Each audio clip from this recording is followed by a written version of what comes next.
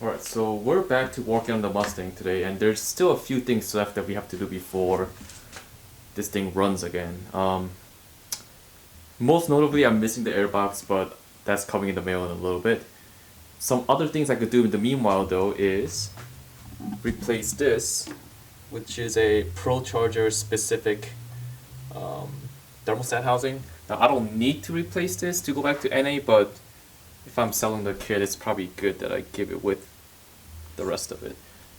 So I just ordered a stock replacement here. It was on Rock Auto. It was pretty cheap. I don't remember where I put it. I didn't throw it away for sure, so maybe it's still hanging around here somewhere, but for 20 bucks, it's not that bad. I also have to flash the stock tune back in the car because, of course, I put the stock injectors in and the tunes accounted for the 95-pound injectors, so gotta fix that. Should be pretty easy. I have the HP tuners in the car already, so we'll flash that whenever. And last, we have to pull the spark plugs and replace, of course. The reason why is I have a one-step colder spark plug that is also gapped very tight. I think it's like 0.028. That's inches, and that's just gonna be way too narrow and too cold for a naturally aspirated car. So I'm just gonna throw stock plugs back in, or stock heat range, stock gap, which is 0.51 inch. So I don't have the spark plugs, but I could do everything else in the meanwhile. I'll wrap it up when the rest of the parts come in, but for now we can get started. I'll start with the thermostat housing. So replacing the thermostat housing is very straightforward. The only concern is when I remove it, I may lose more coolant. Again, I drained the system, but there may be more left in the engine. So just be careful, be mindful about that. The screws or the bolts themselves, they're 8mm bolts, and so another thing is just be careful to not over torque them.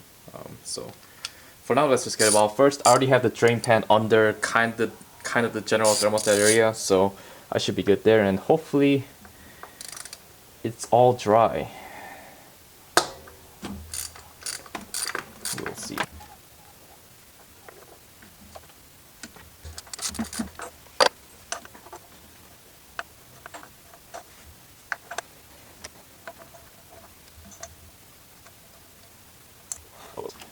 Okay, now be careful because the thermostat may fall out with it.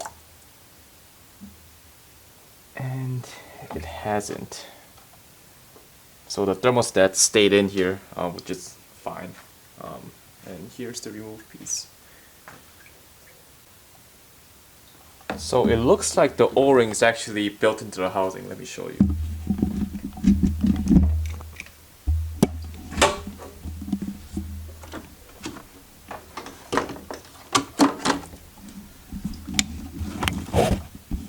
So there's the thermostat, and you can see the O-ring is on the housing side, and so no need to replace that item. It's fairly new, so all I gotta do now is just throw the new housing back on and I'll be good to go. I could also go ahead and reconnect the lower as well. Okay. So this is the new piece. Doesn't really look like the orientation matters. So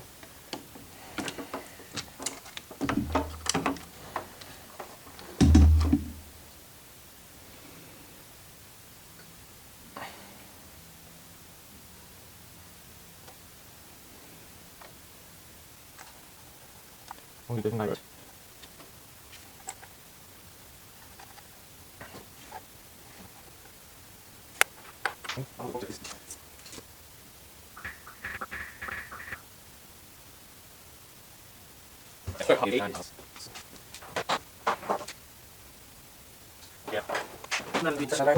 Torque wrench, so I'm just going to snug it down by hand and call that good.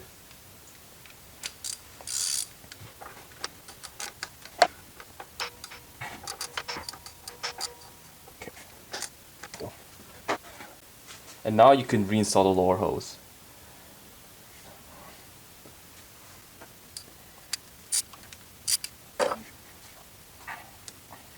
So I had to trim this lower hose when I initially installed the blower, and I was kind of afraid that this is going to be too short, but it seems like it's fine now, so it doesn't really kink or anything, so I think I'm fine. That's good because a new one of these lower hoses is I think like $80 on Rock Auto. It's kind of a lot. And again, you don't have to tighten the hose clamps very tight either, so hand tight both and you'll be good. Okay. Alternator stud. Okay, so I gotta torque that back. So this nut right here, there was a piece of the Pro Charger kit that replaced this, and now that I don't have it anymore, I just found a generic nut that'll thread on here, and I just have to tighten it, and I'm really trying to. I just don't know what the torque spec is. I don't know what it is, but given the size, which is 13, I think, 14, I'm gonna go with 20 foot-pounds and torque it to that.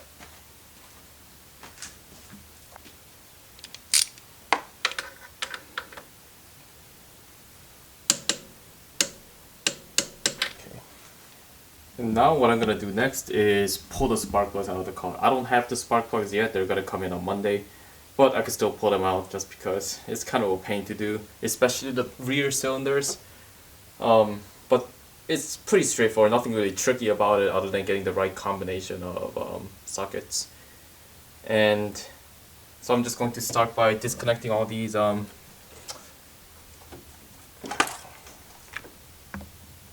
connectors first, pulling the coils, and you don't really have to worry about what coil goes where because it's coil unplug. And undo these bolts again.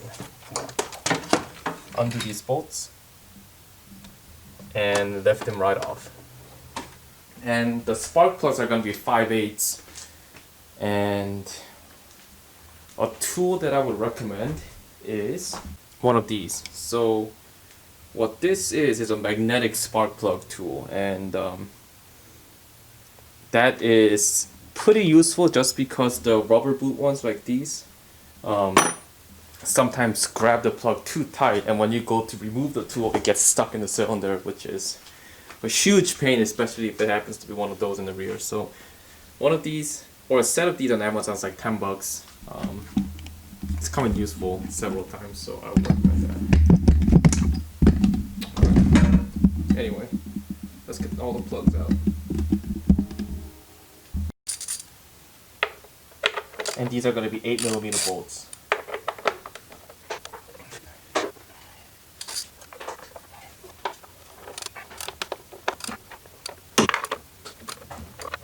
And this wire that you're seeing is from the boost gauge. I tucked it under the strut tower, but not yourself obviously, so you can see that. I'm also going to be taking that off the car. I'll probably do that when I at the same time I pull the install the stock tune back on it. Oh, how was this?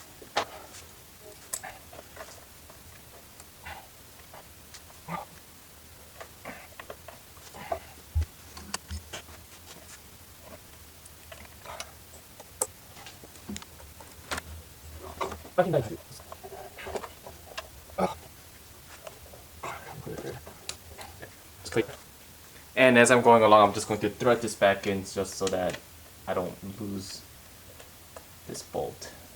It's happened in the past.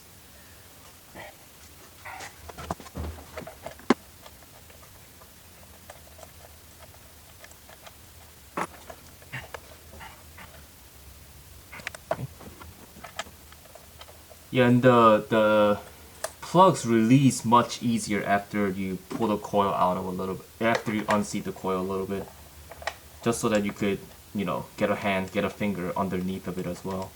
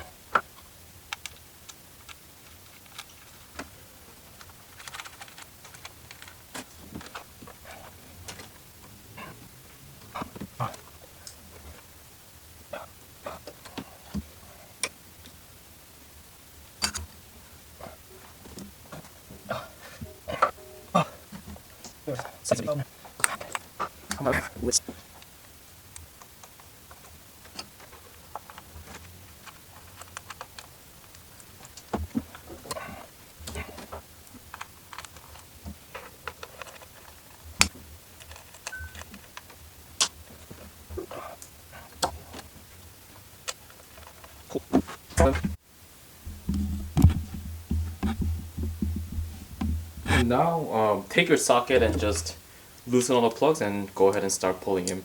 And like I mentioned, because I don't have the plugs ready to go back into the car for now, so as I'm doing each cylinder, I'm just gonna stuff a paper towel down there so nothing gets in it while I'm not here. So I'll start with this one because it's the easiest.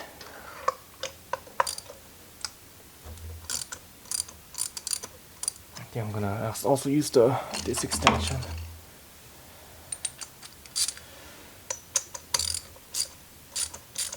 And once you break them loose, you should be able to spin it out by hand. Well, my hands are a little slippery because of the coolant.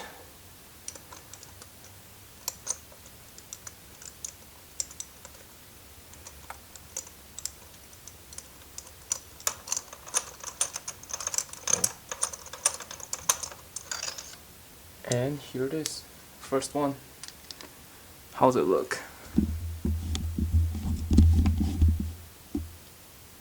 So you can see the cap is tiny, but you know these plugs probably only have like 5,000 miles on it, maybe not even that. So yeah, of course they're gonna look good. I'm going to actually throw it in this box and go ahead and start pulling all the other ones.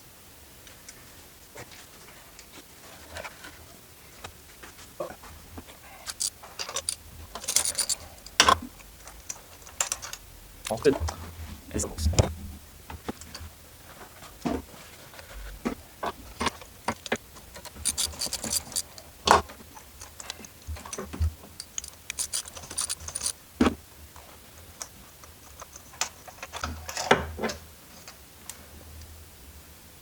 Also looks fine. Okay, now this one is gonna be a little tricky. I'm going to first take this by itself and kind of drop it in there. Now you could use a ratchet and you know, get a good, or actually maybe I don't even need the swivel.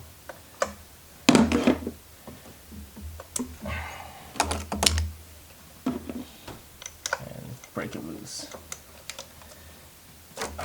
Yeah, that's fine. I think it's the other side that's a little bit more challenging.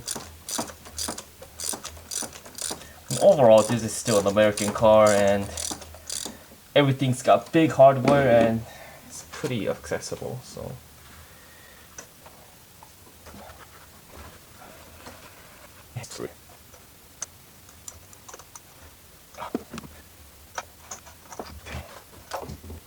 Looks fine. I'm not really expecting to see any problems here, just because again the plugs are brand new and this engine doesn't smoke or leak or anything as far as I can tell. Let's go ahead and do the other side.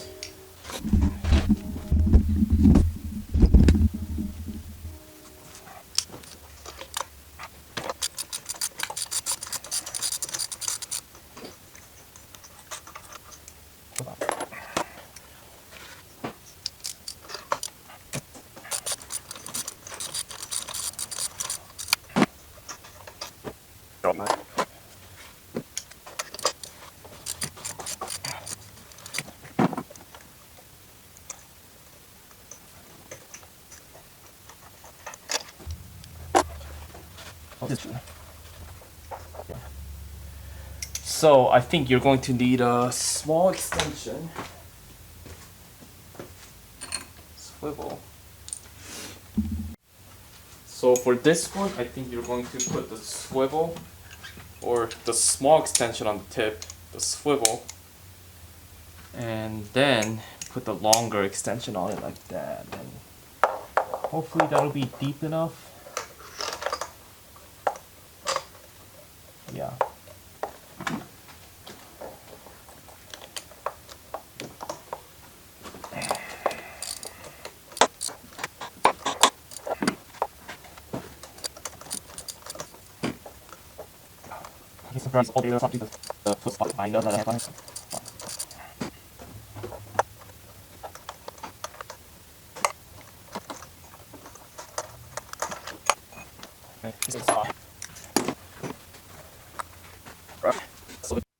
Alright, so fast forward a couple of days and we are ready to have the spark plugs go in the car. So these are Bosch 8114s.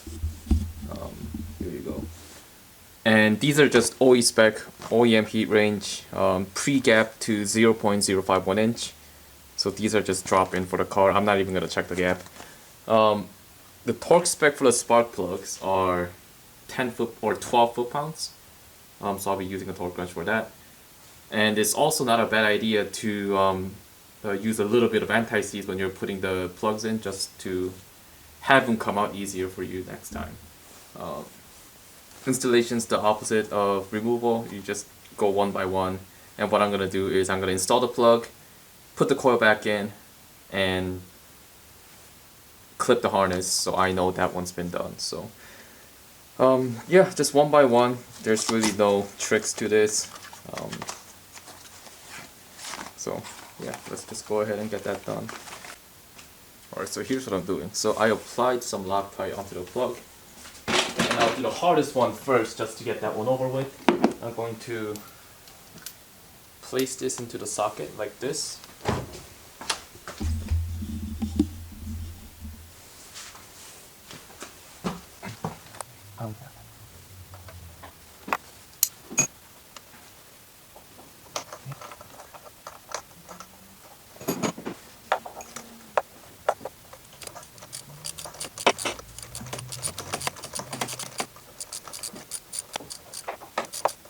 Alright, so now it's bottomed out. I'm going to take my torque wrench, set it to 10 pounds, and click it in place.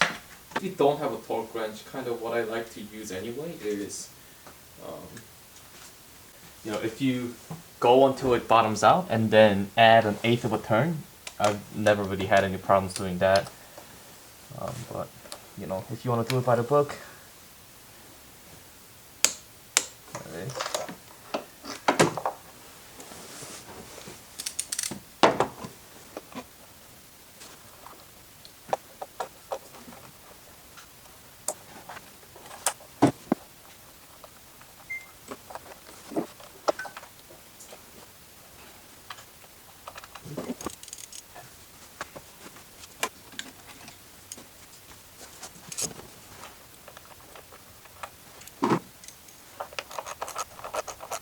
And same with the coil pack bolt. Just snug it down till it's hand tight and that'll be fine.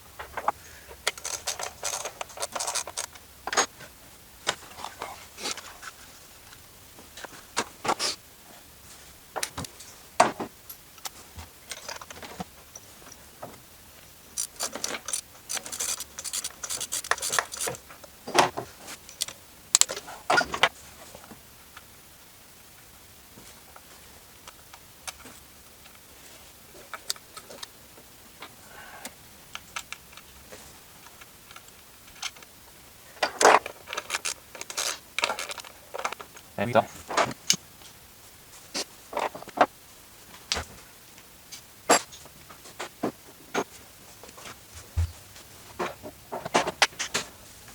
Alright, so this is a pretty good place to call it for a night, and what we've done so far, to recap, is we've pulled the supercharger off the car, obviously. Coolant reservoir, thermostat housing, spark plugs, remove the catch can. I don't have the stock parts yet. And what is there left to do is remove, uninstall this boost gauge, which is inside the car. I'll show you that later. Install the stock gearbox, install the stock coolant reservoir, and that should be it. I already loaded the stock tune in the car earlier, so that's ready in that regard. I'm not sure if I'm gonna get another aftermarket tune for this car or not yet, but for now that's kind of where we are standing. So almost done. I'm just waiting for parts to show up now, and we'll pick this up whenever this happens. Yeah.